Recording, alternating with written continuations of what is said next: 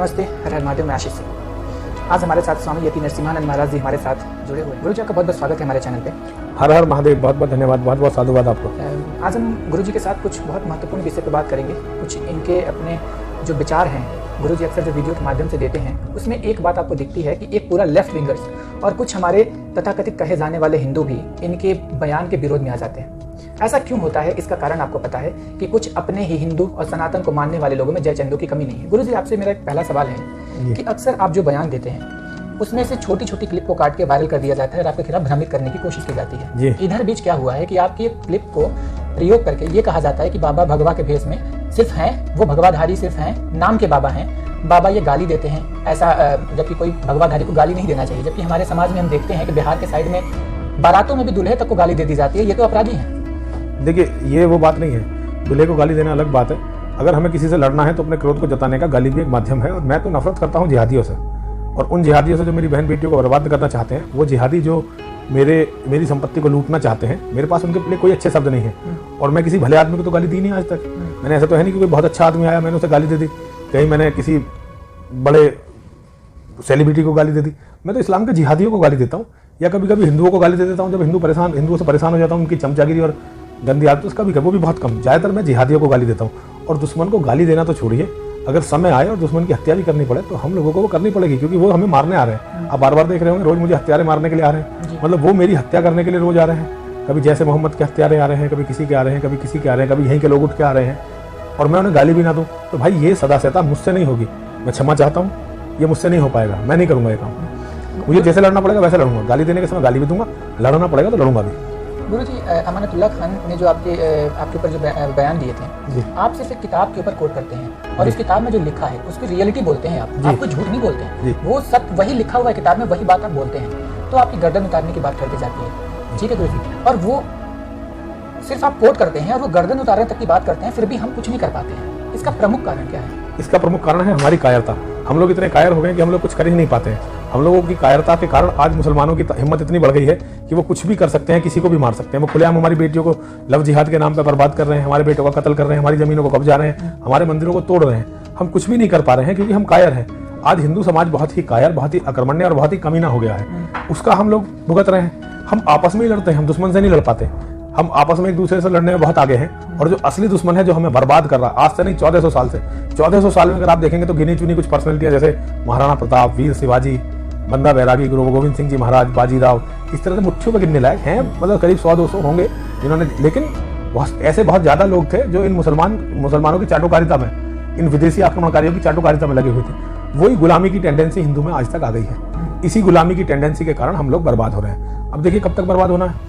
गुरुजी, अभी आपने कहा कि हिंदुओं की जैसे जो हिंदू ही कर देते हैं ऐसी घटना, तो कुछ हिंदू ऐसे होते हैं ना जो सिर्फ भगवान की पूजा कर देना, गंगा जी में जाकर स्नान कर लेना, इतने कोई हिंदू धर्म समझते हैं। देखिए, उन्हें ये गलती हिंदू धर्माचार्यों की है। हिंदू धर्माचार्यों ने उन्हें वो नहीं बताया जो भगवान श्री राम ने किया, वो नहीं बताया जो भगवान श्री कृष्ण ने किया, जो बाबा परशुराम जी ने किया।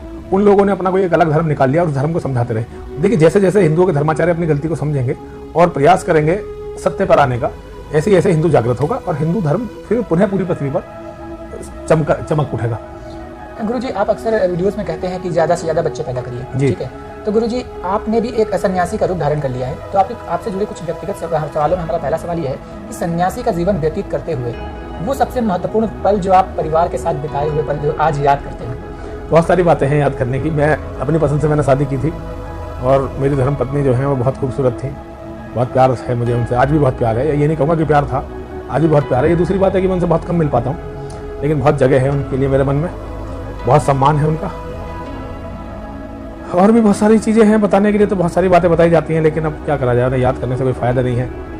मैं कभी भी मन से सन्यासी नहीं हुआ। मैं एक लड़ने वाला व्यक्ति था, अपने धर्म के लिए लड़ने के लिए सन्यासी बना था, मजबूरी थी मेरी, लेकिन अब बन गए तो बन गए, अब क्या किया जा सकता है। हाँ, ऐसी बहुत सारी बातें हैं जो याद की जा सकती हैं।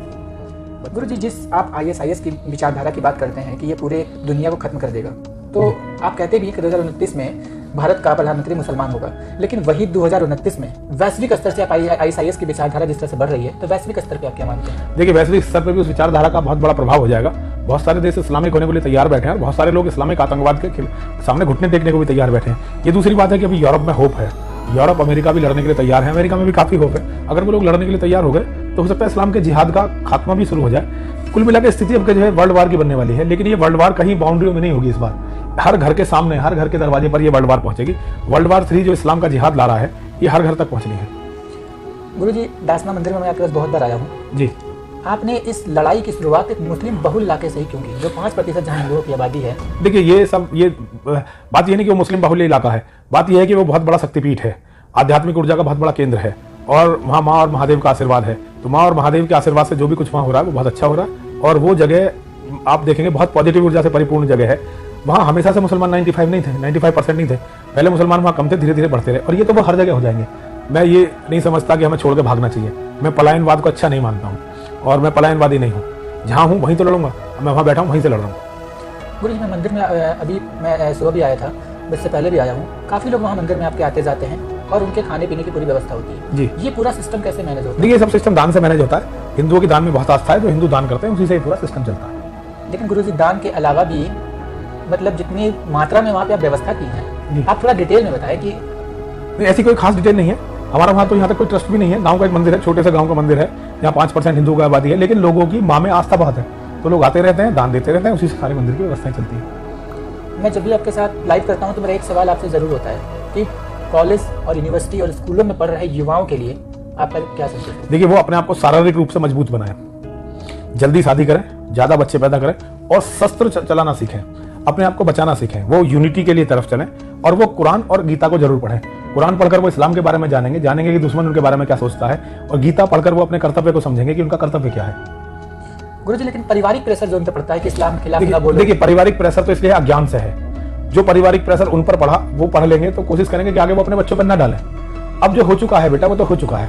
आगे सुधार क्या करें, हमें इस पर ध्यान देना चाहिए कि हम आगे सुधार क्या कर सकते हैं, कैसे कर सकते हैं। चलिए गुरुजी, जिन सवालों का जवाब दिए उसके लिए आपका बहुत बहुत धन्यवाद। आपका बहुत बहुत धन्यवाद, बहुत बहुत साधुवाद, बहुत बहुत आशीर्वाद। माँ